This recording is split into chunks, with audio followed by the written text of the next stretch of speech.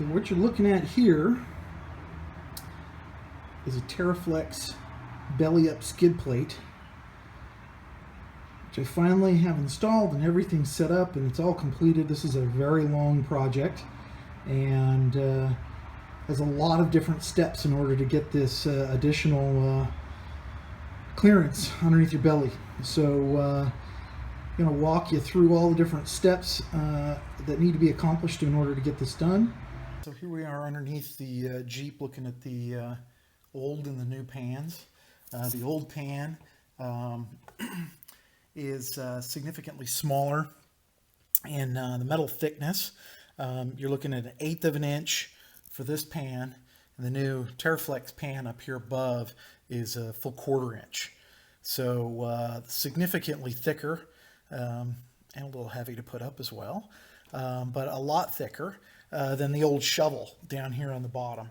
So and the biggest difference is the how far it drops down. So Teraflex is dropping down about 2 inches from the frame down to the bottom here, whereas the original pan drops down about 5 inches, give or take. So the difference when I measured before and after from the bottom is 2 5/8 inches.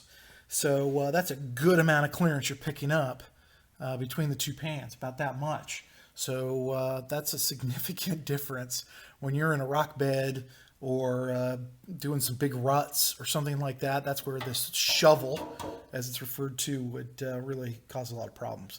It also dents it up pretty easy. One of the things you'll notice on this is that you've got the bolts sticking out of the bottom here. These are for the transmission mounts. On a 4-cylinder manual, that's where the bolts are. And on the original pan and on this Teraflex pan, they are not recessed. They do stick out the bottom like that. Just kind of the way it goes. There's a recess built into the pan, but it's farther back. And I'm not sure if that's for an automatic or what takes advantage of that recessed area for the bolts, but it certainly doesn't for a 4-cylinder. All right, so this gives you an idea. You're looking at the undercarriage, and that's the frame right here, and that's the skid. So you're really flat now underneath the skid. Bolts into the same spot, it's not a problem. All right, so the steps that you have to go through in order to get that belly up to work. Number one, you have to do a motor mount lift.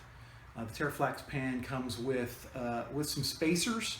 I went ahead and went with something a little more significant than that with some brown dogs. So I'll show you that. The next thing you got to do is a 1-inch body lift. For me, it wasn't a bad idea. If you've got original rubber pucks in there holding your body on, it's probably time to replace them anyways. So you do a 1-inch lift on the body.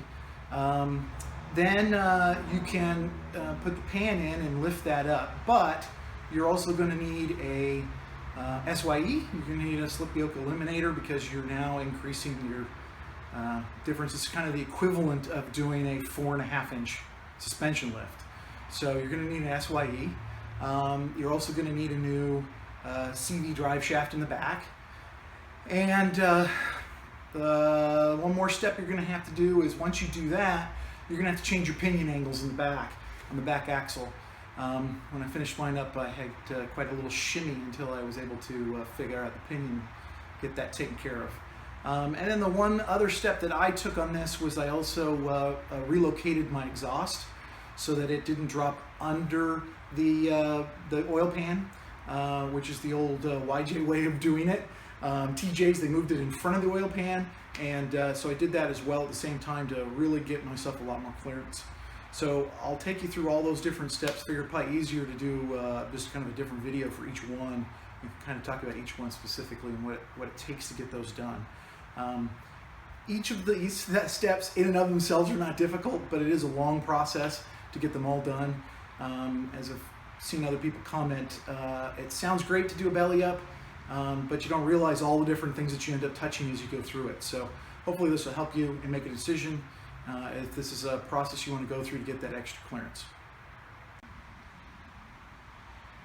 So this is showing really all the leftover parts parts that were replaced between the floor plan, the rear axle. Had to change out my shims and my U-joints as well as my SYE change. So a lot of spare parts left over at the end. They're all going to the scrapyard.